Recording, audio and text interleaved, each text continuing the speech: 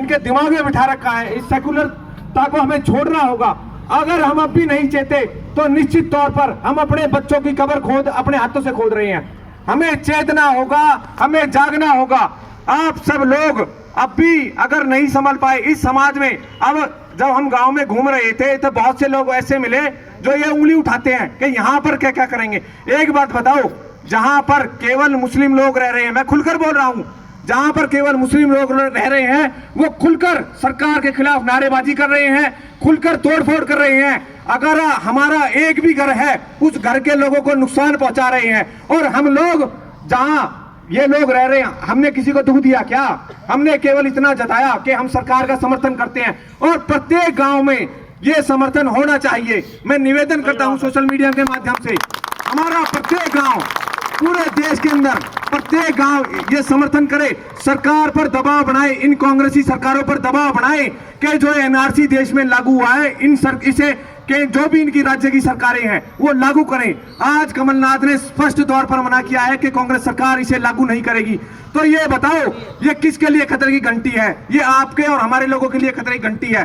और मैं इस भारत सरकार से एक और मांग करता हूं कि पूरे विश्व में इन्होंने तो क्या किया है, केवल पाकिस्तान, अफगानिस्तान और बांग्लादेश के अंदर जो हिंदू है उनको शरण दी जाए। मैं तो ये मांग करता हूं कि हिंदू विश्व में कहीं भी जन्म ले वो पूरी तरीके से वो भारत की नागरिकता ऑटोमेटिकली उसे मिलनी चाहिए, क्योंकि पूरे विश्व में इस समय केवल एक देश उनके लिए बचा है, केवल एक देश, वो भारत। अरे आखिर अगर ये भी नहीं बचा तो कहां मरोगे? हिंद महासागर में डूबोगे क्या?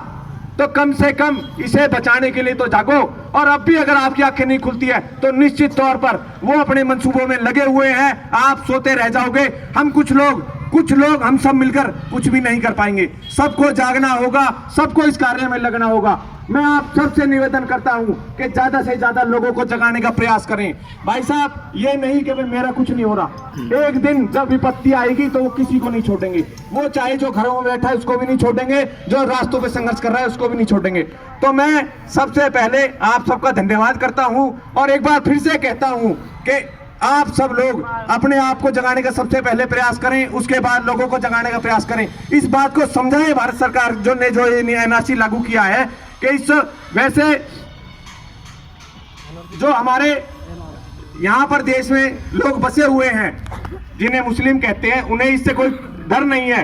वो बहका माहौल जो इन लोगों ने बनाया हुआ है कि भाई इन लोगों को बाहर करेंगे, इन लोगों को कोई बाहर करने वाला नहीं है। वो ना डरें कि भाई ये भ्रम फैलाया जा रहा है, राजनीतिक पार्टियों द्वारा वोट बैंक की राजनीति हो रही है। और कुछ लोग ये उड़दंग मचाना चाहते हैं, ये टेस्ट करना चाहते हैं कि इन हिंदुओं को ये जागेंगे नहीं। और निश्चित तौर पर ज्यादातर देश में देखा जा रहा है कि हिंदू अभी सोया हुआ है। ये खूब आतंक मचा रहे हैं, खूब प्रॉपर्टी को नुकसान पहुंचा रहे हैं, खूब मतलब उड़दंग मचा रहे हैं, लेकिन हमारे लोग सोए हुए हैं। तो मैं आप सबसे निवेदन करता हूं कि अपने आप को जगाओ, इस राष्ट्र को बचाने का संकल्प लो। आप ही बचा सकते हो, युवा ही बचा सकता है। एक एक युवा जब तक नहीं जागेगा, जब तक इस राष्ट्र को बचाए कोई नहीं बचा पाएगा। इसलिए आप सबका आज जो इस समर्थन रैली में या इस यात्रा में आप सब आए, मैं फिर से धन्यवाद तो नहीं दूंगा, लेकिन मैं आप सबका आभारी हूं। बहुत बहुत धन्यवाद।